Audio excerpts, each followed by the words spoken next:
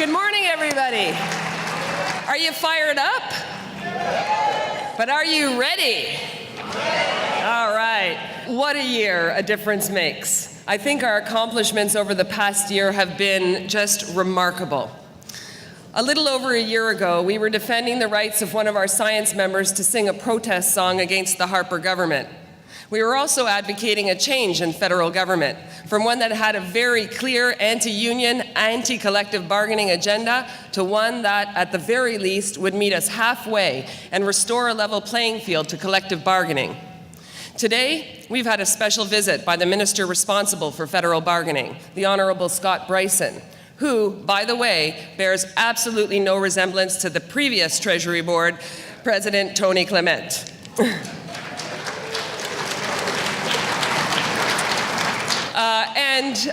As you all were happy to enjoy, we've been treated to a rousing union song by our favorite songwriter-scientist, Tony Turner. So thank you, Tony.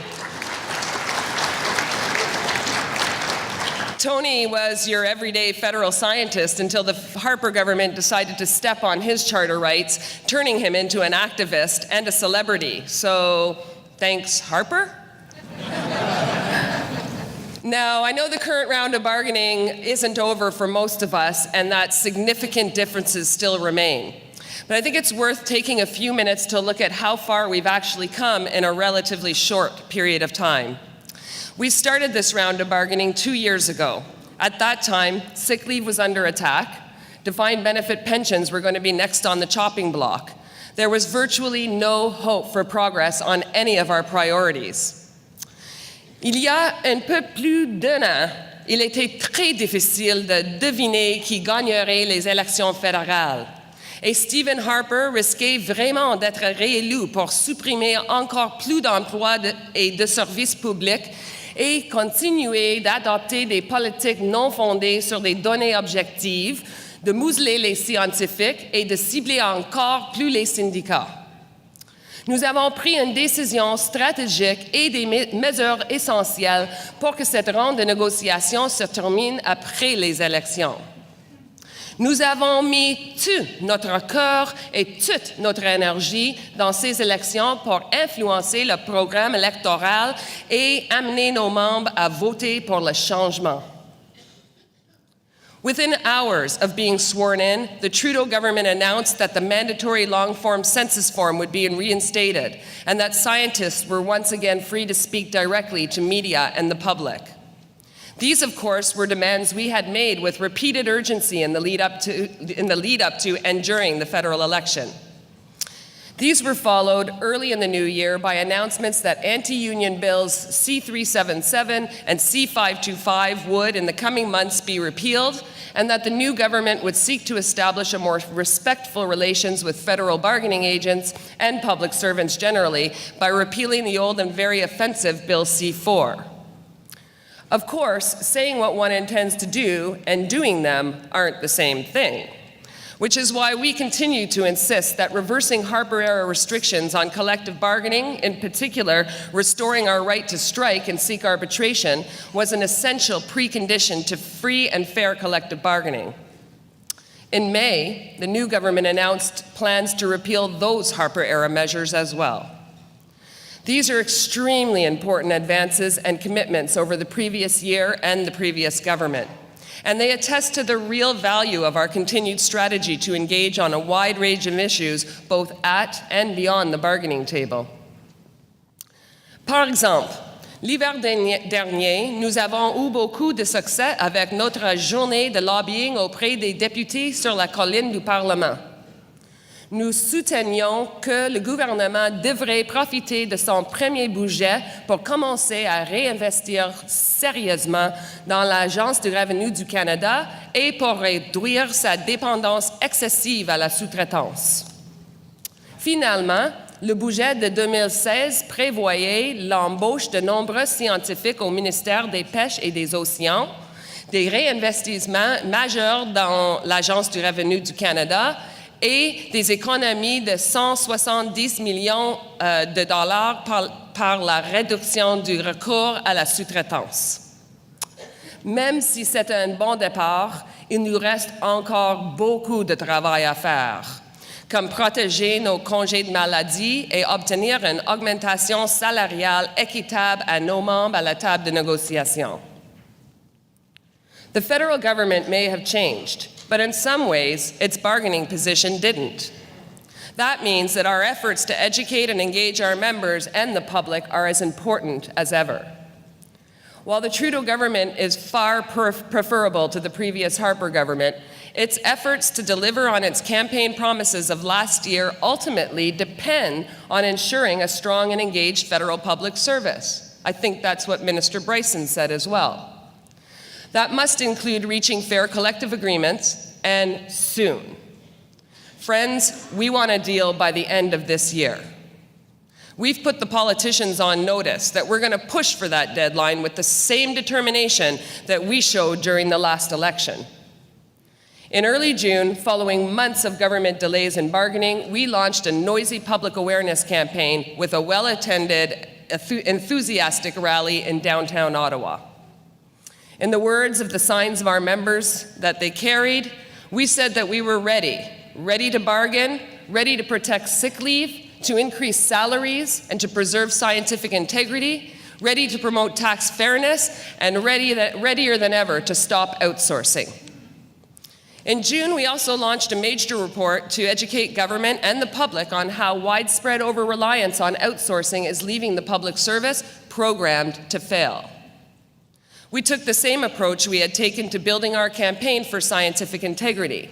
That is, generate true facts and evidence so that we can present a credible case to influence the decision makers. Some of you will have already seen the short video on outsourcing we produced to educate the public on this issue. You'll also have an opportunity to see it tomorrow when we hold our panel on precarious work in the public service. Of course, one of the most glaring examples of how federal government has been programmed to fail in recent years was the purchase and rollout of the new Phoenix pay system. Boo. The Phoenix pay system is an off-the-shelf product that has hurt the pay of about 1/4 of all federal employees, some so severely that they've been unable to make ends meet. They've had to borrow from their friends or their family. They've even been forced to look for work outside of the public service just to get by. Failure to pay people fairly, accurately, and on time is inexcusable, anywhere, at any time. But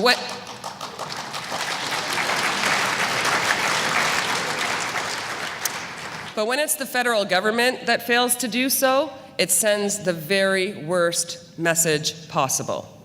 The government knows it, the public knows it, and our members know it.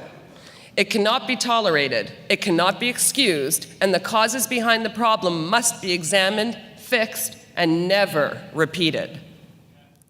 We've been forceful with the government on the need for PIPS to be a part of the solution going forward. Our members were not involved in creating this mess, but we are ready and able to help clean it up. Our primary job has been to ensure that our members are properly compensated for lost pay and out-of-pocket expenses due to the Phoenix fiasco. We've provided direct assistance to hundreds of our members hurt by Phoenix, and we've worked closely with the government to expedite urgent cases. And we've advocated ways the government should act immediately to alleviate our members' financial hardship. We've even extended loans to members in need and offered guidance to students facing their own problems with Phoenix. We've also taken every opportunity over the past year to remind the government that adequate investment upfront in federal employees and services is vital to ensuring that such fundamental system failures do not occur in the future, either to our members or to the general public. It's a message that I've repeated in my meetings over the past year, whether with Treasury Board President Scott Bryson, Minister of Public Services and Procurement Judy Foote, or more recently, the Chief Information Officer of the Government of Canada, John Messina. The ongoing delays, cost overruns, and security problems that have plagued the outsourced consolidation of government email systems and the development of the government's new Canada.ca website, to say nothing of the government's plans to now move information and services to a private IT cloud provider. This makes investing in government services and reducing outsource an issue of national urgency.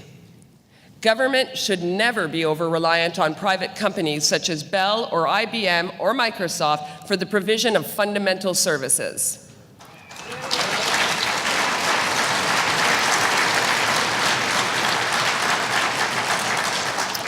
Real investments in public employees and public services must be made if the government, our members, and ultimately the public are to make genuine progress. Un domaine où nous sommes heureux de voir du progrès cette année est celui de l'équité salariale. Même si l'échéancier du gouvernement a quelque peu refroidi notre enthousiasme, le mémoire que nous avons présenté au printemps au comité spécial sur l'équité salariale de la Chambre des communes soulignait le vieux problème de l'écart salarial entre hommes et femmes et la nécessité d'avoir finalement un secteur de la main-d'œuvre juste et fonctionnel. Nous étions donc ravis cet automne quand le gouvernement a promis d'adopter une loi à cet égard, mais en même temps déçus d'apprendre qu'il ne le ferait que d'ici la fin de 2018. L'équité salariale est l'une des questions juridiques les plus étudiées au Canada. La procrastination du gouvernement à cet égard conforme à elle seule le vieux dicton selon lequel différer la justice, c'est la refuser. Nous continuerons donc à chercher des occasions d'intervenir à ce sujet. En ce qui concerne les pensions, nous continuons à lutter sur plusieurs fronts. Nous appuyons nos membres du Nouveau-Brunswick dans leur contestation de la décision du gouvernement provincial de remplacer leur régime de pension à prestations déterminées par un régime de retraite à risque partagé. À Chalk River, nous préparons une campagne pour que nos membres conservent leurs dispositions sur les pensions qui sont compromises par un partenariat avec le secteur privé. I also want to recognize the particular contributions of a few over the past year. For his work championing diversity and employment equity and making PIPS a leader in the public sector on this issue, Wahid Khan.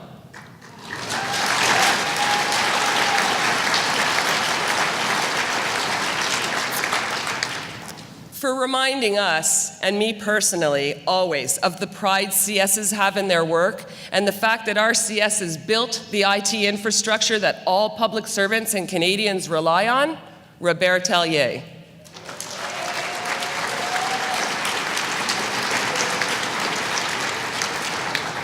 For their incredible leadership and innovation in advancing science issues, Robert MacDonald, Susan O'Donnell, and Jean Berube.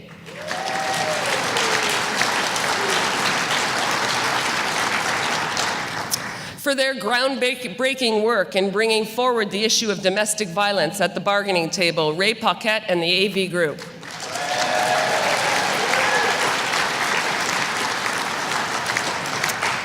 For advocating for our nurses who have been so hard hit by Phoenix, Jeanette Tardif.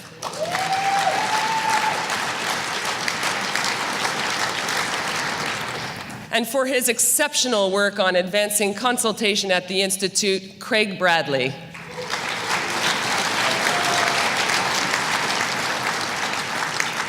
I also want to thank Ian Gallant and the members of the Quebec Youth Initiative for showing us the future of our union.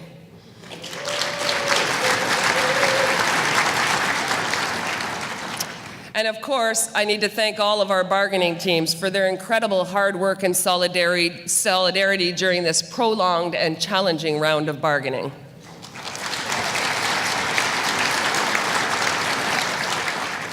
And lastly, the PIPS Board of Directors for their collective work on advancing the Institute's strategic objectives this year.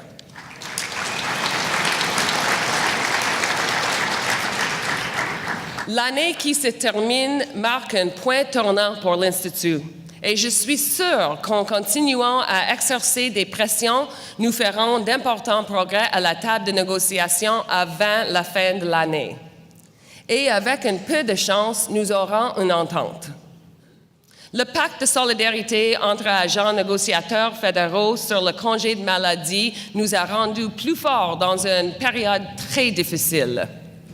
Et la solidarité entre les groupes de l'Institut est avérée tout aussi essentielle et stratégique. J'encourage vivement tous les membres à continuer à participer aux activités de négociation et à porter leurs macarons prêts.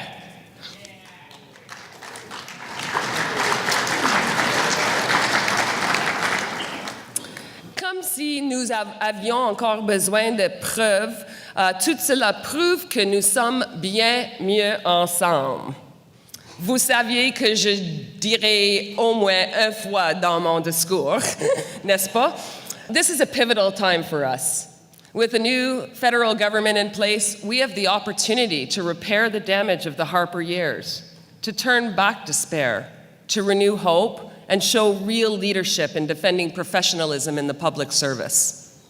Whether it's the legacy of across-the-board cuts to jobs and programs, the muzzling of scientists, poorly planned restructuring at the Canada Revenue Agency, or over-reliance on outsourcing that led to the catastrophic failures of the Phoenix pay system and email consolidation, federal government efforts to fix the public service and improve services for Canadians are long overdue for a reset.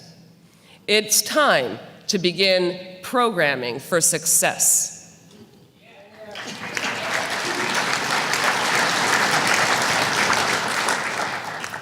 And friends, I would argue that those efforts begin not with the government, but with us. They begin with our own agenda, and they begin today. So here are 5 agenda items for real change that I think we owe it to ourselves and all Canadians to ensure are on the government's agenda as well. Number 1, improve collective bargaining. As we know, collective bargaining took a serious hit from an alphabet soup of government bills like C4, C377, and C525. The last government tried to rewrite the rules on everything from union finances and membership to the right to strike and seek arbitration.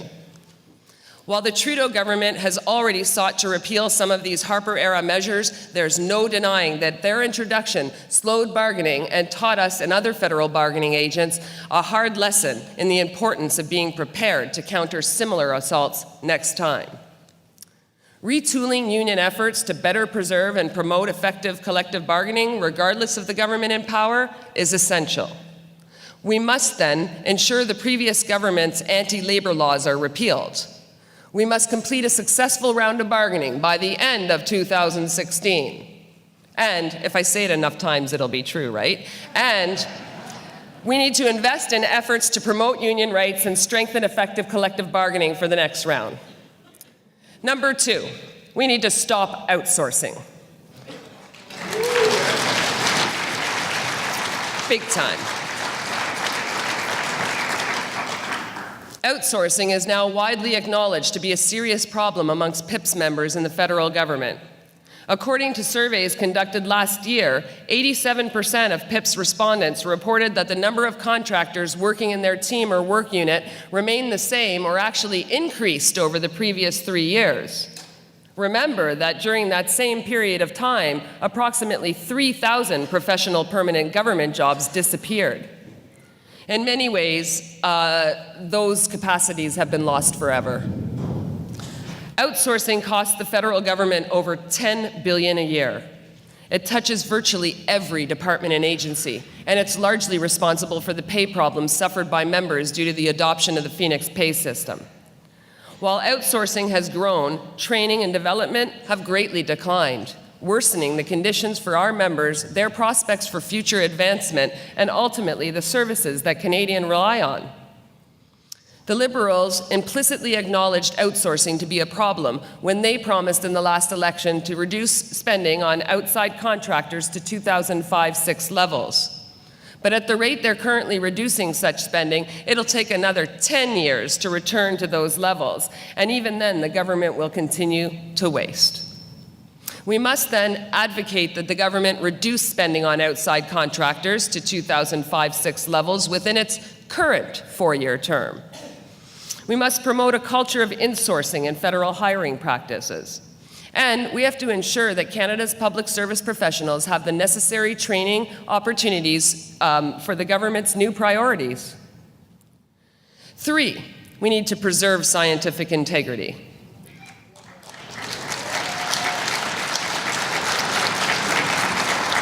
Now that we got it, we can't give it up. Public policy that ignores or even suppresses clear, contradictory, and overwhelming scientific evidence is at best shaky policy, and at worst, clearly not in the public's interest.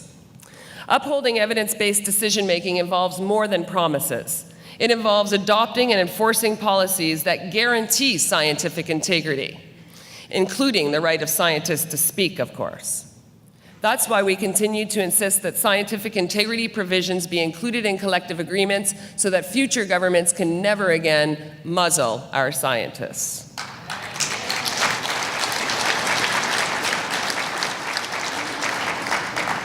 In addition to this, further investments are needed to turn the page on Harper-era cuts and to restore federal science capacity. Canadians' health, safety, and the environment and the economy depend on it. We must then enshrine scientific integrity into collective agreements. We must promote the hiring of more federal scientists to reverse the impact of the damaging cuts. And we need to advocate for investments in innovation and pure science at the federal level to make Canada a true global innovation leader. Number 4, promoting tax fairness. We like tax fairness, don't we? We all pay our fair share, so it's important everybody else does. Paying for public programs requires everyone to pay their fair share of taxes. It's estimated that lost revenue from tax havens alone amounts to $7.8 billion, and that's close to $199 billion of corporate Canadian money that's now sitting in offshore tax havens. While new investments in the CRA announced in the budget in 2016 are projected to yield $12 in revenue for every $1 spent, there's still a $600 million gap between the government's current capacity to collect taxes and what was available just 5 years ago. The government can do much better.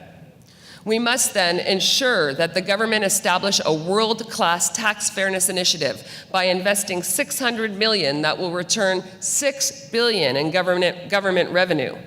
Wouldn't that go a long way to help the government meet its priorities and pay us well?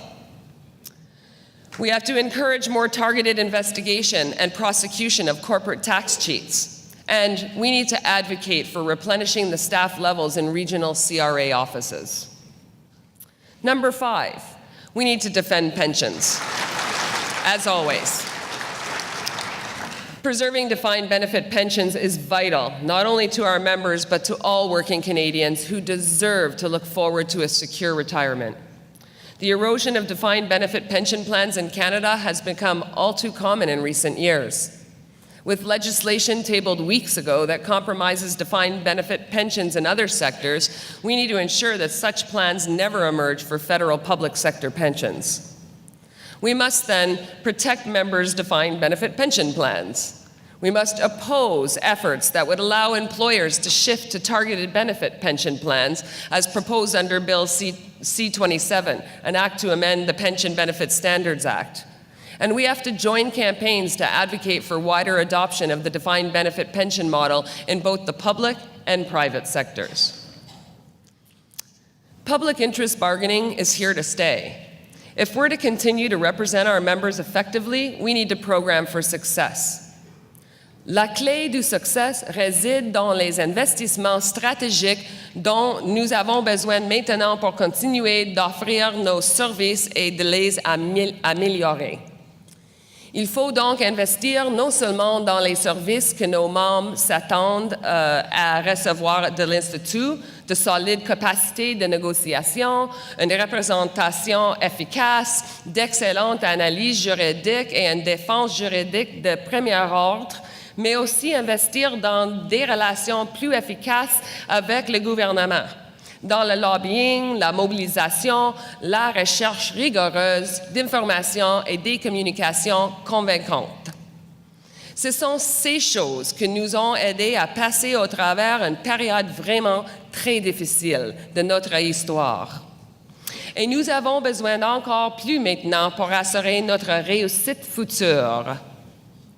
The rules of the game have changed, and we need to catch up. The Harper years taught us a tough lesson. To protect our members' jobs and our livelihood, we need to be strategic, mobilized, and influential, not just during, but between elections and between rounds of collective bargaining. Through our work in research, communications, lobbying, mobilization, we need to win the hearts and minds of Canadians and their MPs long before we get to the negotiations table. Only that way can we ensure that the value of the professional public jobs is recognized and protected. If we learned anything from the recent elections in the United States, it's that we can never take anything for granted. One of the most influential members of Trump's team, Newt Gingrich, I'm pausing for boos, but they're not coming, okay, has been pushing for an ongoing war with US federal employees. He'll try to influence Trump to end civil service permanent employment. His wish is that we, the public sector unions, would just come unglued. And make no mistake, these words and these actions will embolden those in Canada who want to undermine our jobs and our livelihood. This is no time to lower our guard. We've accomplished a lot. We've not only survived the Harper years, we've thrived in the face of adversity and put our members' issues front and center in the media. We helped defeat the Harper government. We made scientific integrity an election issue. In a post-election survey of Canadians, 1 in 4 voters indicated that muzzling federal scientists was the worst thing that Harper did during his 9 years in government. And you can bet that they went to the polls on it. The courage of our scientists, the group that serves only to ensure the well-being of the public, cannot go unrecognized. We influenced Prime Minister Trudeau's election platform, and we got results from the government's first budget. We've become a trusted voice on professionalism in the public service. We're in the news on every issue that matters to public service professionals. We've led highly successful mobilization campaigns. We're being strategic and smart at the negotiations table. And we've put ourselves in a position to finish this round of bargaining under a liberal government, not a conservative one. Internationally, we're being touted as trailblazers for putting scientific integrity on the bargaining table. But we've got much more to do. We need to invest in areas that have been long ignored. We're building our digital and technological foundation with the investment we made in informatics. Now we need to make the investment that we've long needed in strategic communications. And I challenge any one of you to counter that we don't need to invest in communications. We need to improve our internal communications, mobilization, and engagement with members. We need to have a cross-Canada presence in the media. Our highly successful government relations efforts need sustainable funding and investment. That's how we can train our members for lobbying, organize lobbying events, track progress, and replace the salaries of members who volunteer for these activities. And we need to replenish our funds for the challenges that lie ahead. We paid for our election efforts from our reserves. That kind of work needs its own funding.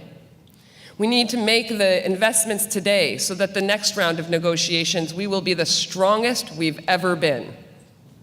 It's been my honor to continue serving you as president of the Professional Institute. I look forward to discussing the Institute's plans further with you over the coming 2 days and throughout the next year. I wish to thank my fellow board members, elected group and regional officials, stewards, volunteers, and PIPSC staff for their dedication and service to our members. We are, and will always remain, better together. Thank you. Merci.